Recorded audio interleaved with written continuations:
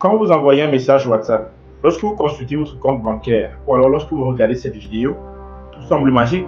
On parle de cloud, du Wi-Fi, d'ondes invisibles qui flottent au-dessus de nos têtes. On a l'impression que le monde numérique est totalement dématérialisé. Mais la réalité, elle est beaucoup plus physique et beaucoup plus sombre.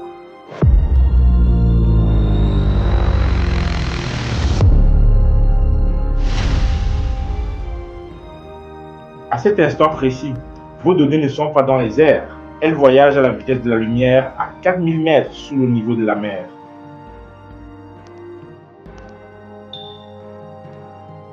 99% du trafic Internet mondial repose sur ces fils d'acier et de verre, pas plus larges qu'un tuyau d'arrosage. En tant qu'ingénieurs, nous avons appris que l'infrastructure est le destin d'une nation.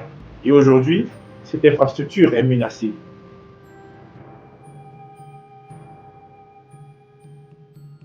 Espionnage d'État, sabotage, monopole des GAFA, fragilité géologique.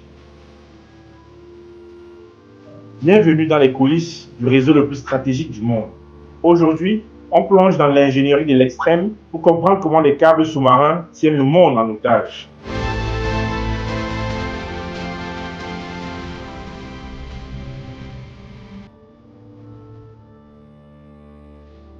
Pour comprendre le défi, il faut regarder ce câble de près.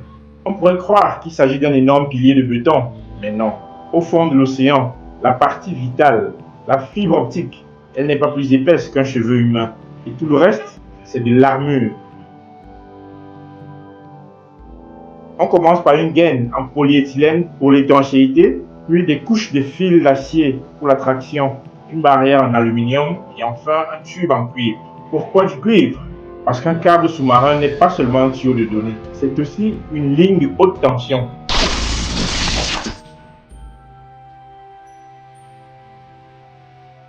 C'est ici que l'ingénierie devient folle. La lumière qui porte nos données s'affaiblit avec la distance. Pour traverser l'Atlantique ou bien longer les côtes africaines sur des milliers de kilomètres, il faut amplifier ce signal tous les 50 à 100 mètres. Et on utilise pour cela des répéteurs. Et naturellement, ces machines ont besoin d'énergie. Alors, depuis la station côtière, on injecte un courant continu pouvant aller jusqu'à 10 000 volts. Imaginez, vous avez une ligne haute tension qui parcourt le fond des abysses, baignée dans de l'eau salée, l'un des meilleurs conducteurs au monde. Le moindre défaut d'isolation, la moindre fissure, et c'est le court-circuit global. L'isolation de ces câbles doit être parfaite, sans aucune micro-bulle d'air pour tenir 25 ans sans intervention humaine.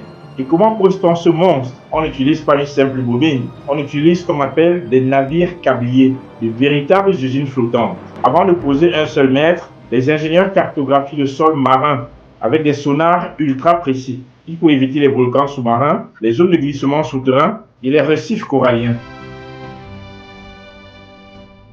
Près des côtes, là où les risques sont les plus élevés avec les ancres des bateaux ou les filets de pêche, on ne se contente pas de poser le câble. On utilise une charrure sous-marine, un robot qui creuse des tranchées pour enterrer le fil sous des sédiments. À 4000 mètres de profondeur par contre, on le dépose simplement sur le lit océanique, en espérant que la géologie reste calme.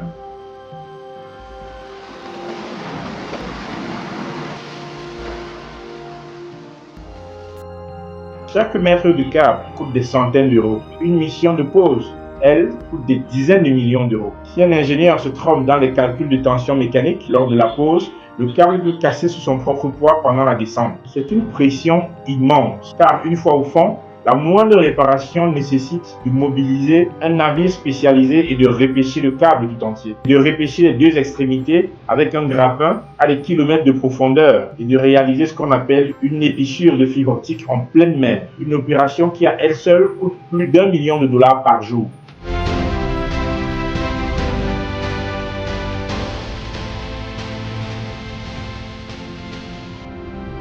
Pendant des décennies, le déploiement des câbles était une affaire d'État et des opérateurs historiques. C'était une mission de service public. Mais aujourd'hui, le paysage a radicalement changé.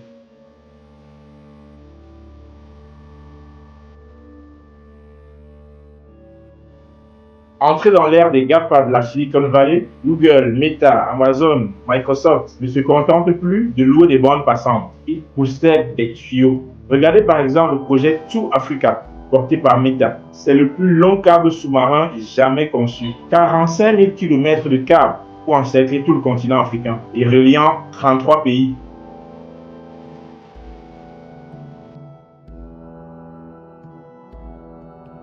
Pourquoi ces géants investissent des milliards sous l'eau? Ce n'est pas par philanthropie. Aujourd'hui, je peux vous affirmer que le nerf de la guerre, c'est la latence. Pour leurs services de cloud, de streaming ou d'intelligence artificielle, chaque milliseconde de retard est une perte sèche. En possédant le câble, ils contrôlent la priorité du trafic. Mais cela pose une question de souveraineté majeure, surtout pour nous en Afrique. Peut-on laisser l'infrastructure critique d'un continent entier entre les mains de quelques entreprises privées de la Californie? Si un désaccord politique survient, qui a le pouvoir de couper le signal?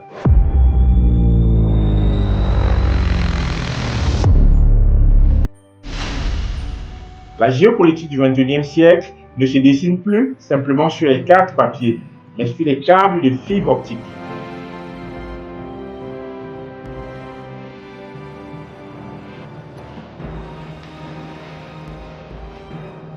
Ce réseau est colossal, mais il est d'une vulnérabilité effrayante.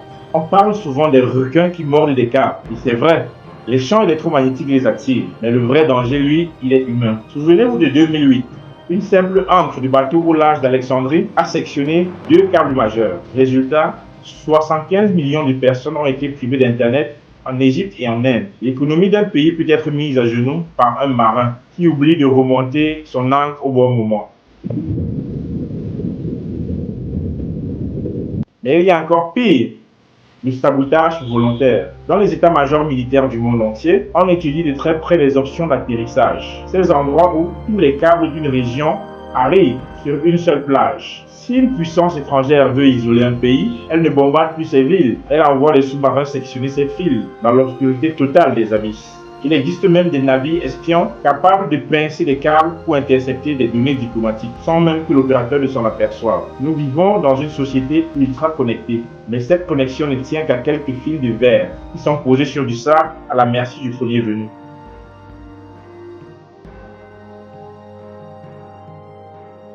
Au final, ce voyage sur les océans nous apprend une chose essentielle. Le numérique n'est pas virtuel. Chaque fois que vous uploadez une photo ou que vous regardez une vidéo comme celle-ci, il y a une machine qui chauffe quelque part, un câble qui vibre et une infrastructure qui s'use. Ma mission en tant qu'ingénieur est de vous montrer que derrière l'écran, il y a une réalité de fer, de cuivre et de verre. Comprendre la guerre des câbles, c'est arrêter d'être un simple consommateur pour devenir un citoyen conscient des enjeux de son époque. L'indépendance d'un peuple demain dépendra de sa capacité à maîtriser ses propres câbles, ses propres serveurs et ses propres ingénieurs. Si ce format documentaire vous a plu, faites-le savoir en commentaire. C'est un nouveau chapitre pour cette chaîne et j'ai hâte de vous amener plus loin dans les secrets de la tech. Dans le prochain épisode, nous resterons dans le concret et nous verrons comment l'obsolescence programmée est devenue un chef-d'œuvre d'ingénierie malveillante. Restez curieux et à très bientôt. Ciao.